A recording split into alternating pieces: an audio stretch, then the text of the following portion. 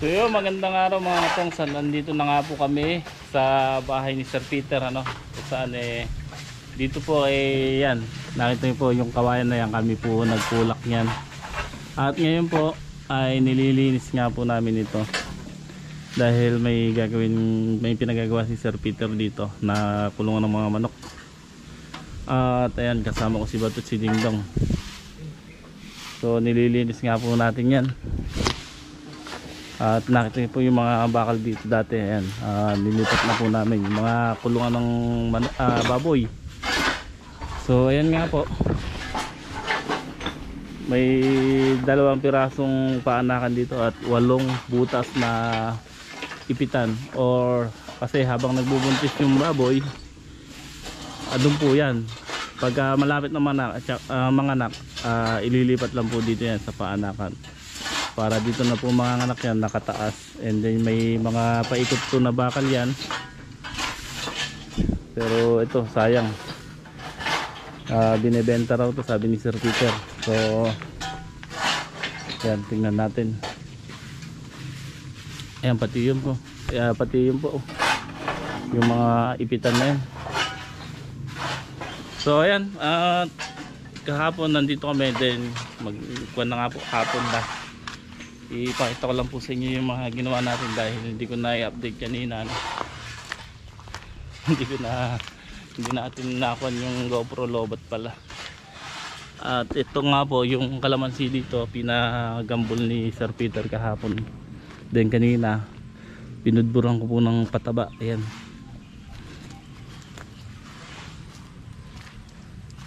tapos yun nga po, ano, kahapon pala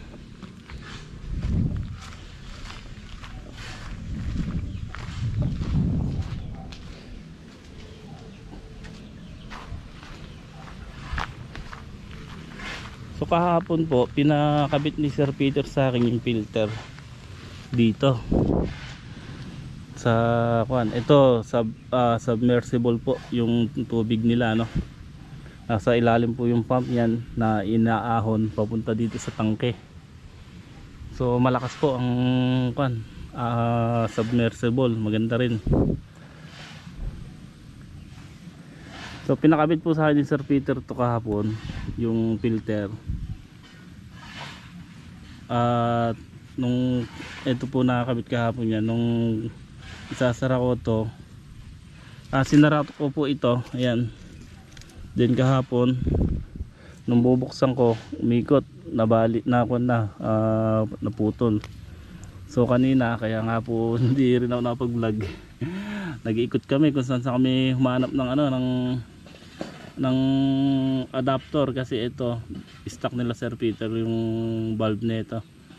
Yung adapter ang mahirap hanapin, tapos linggo pa ngayon, kaya kung saan kami naghanap sa Gapang kanina, butin may alam si Sir Joji na bilihan dito sa Cabiao. So ayan, napalitan natin kasi ito pagsara ko kahapon hindi na nabukas kasi nasira na to. Okay na po, ayan, naikabit na natin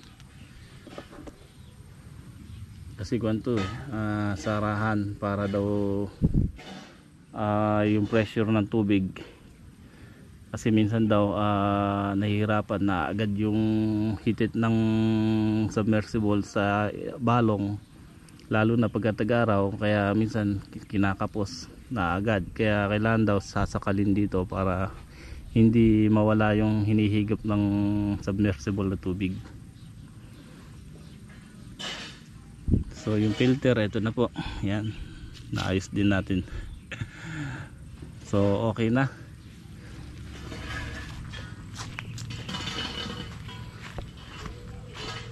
Pangalawang araw na nga po namin dito, no? Kahapon yan, kabit na rin kami ng solar dito.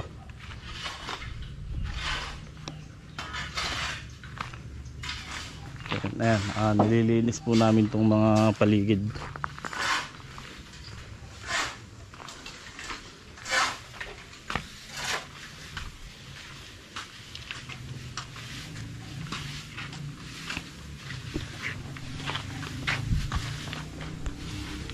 Ito na.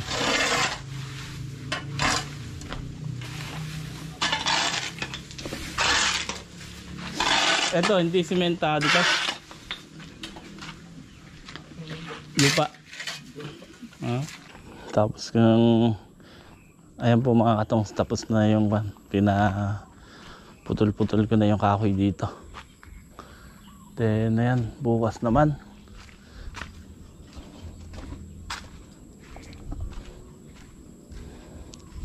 Bukas balik ko kami dito, isprayan ko po yung yung damo sa harap.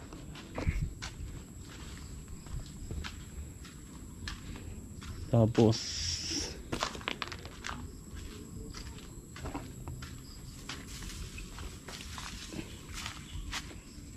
yun ganda ng yung saging, ang laki ng puso. Ayun, bagong labas sa puso, pero itong malaki ayan lalabas lang po ng puso. Sabi ni Sir Peter, kung daw po ito yung malaki, galing pang Malolos. Ito ayan po yung bunga, saba.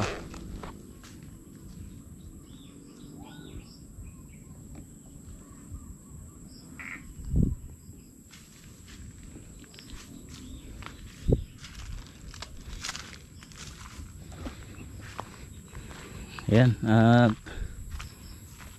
gabi na, uwi na rin po kami. Maraming salamat po kay Sir Peter. Ayan, salamat po sa pagkuha nyo sa amin.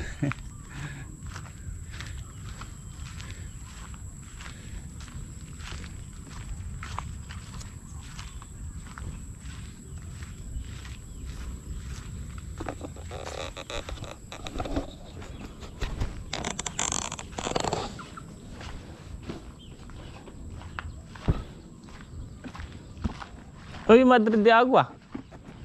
Ayun, inalimutan. Lagyan nyo dyan sa plastic.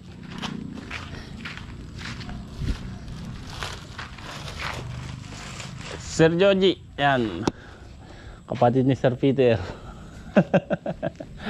Maraming salamat po. So bukas naman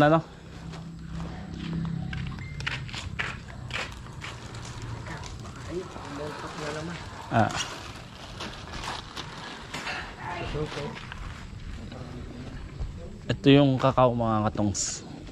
Kahapon may dala po ako na 5 piraso niyan, patutubuin ni Mrs. Pero yung una pong uwi ko, 3 piraso pinatubo ni Mrs. May mga tubo na So kahapon nag-uwi po ako ng 5 piraso. Ayan,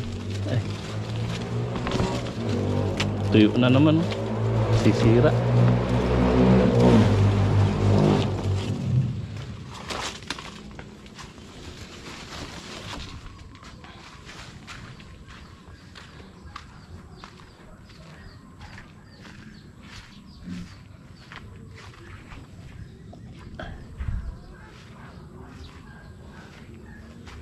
Ito rambutan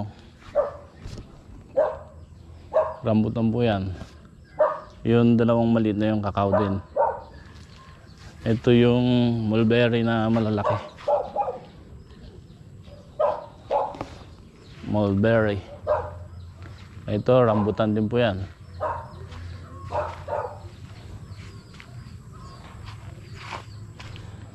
Maganda po yung kamansi ando sa likod.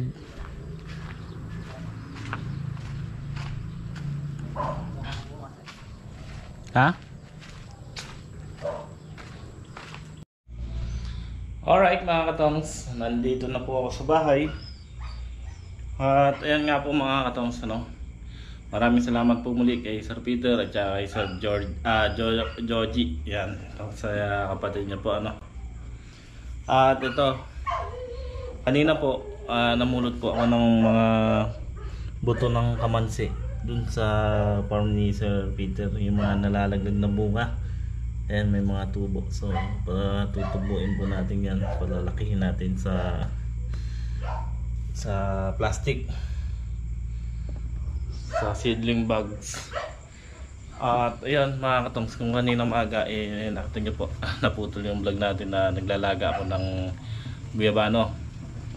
So kanina po nilaga ako and then uminom na po ako bago ako umalis ano. Ngayon nga po dumating ako, ayan, pinapakuluan ko po uli. Yan po yung dahon ng guyabano.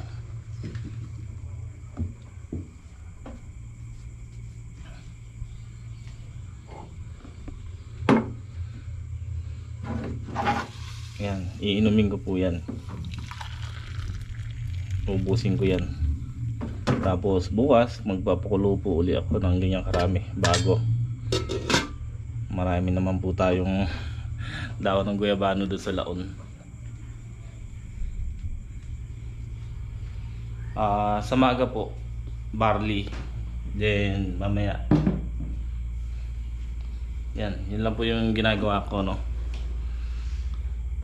So yan, bukas pala mga katong harvest na tayo ng sitaw. Nakakatuwa, first harvest natin ng sitaw, ano.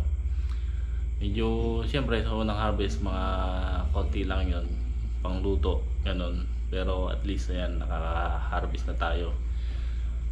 Then yung talong, ayan, may mga bunga na nga din.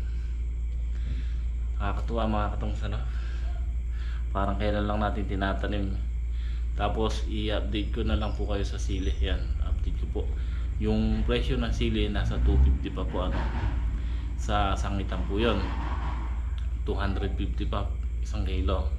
So maganda-ganda, mukhang makakaabot tayo dahil sabi ni kuya hanggang 15 daw may magpipitas na. So ayan, ito po yung guyabano na nilalaga ko.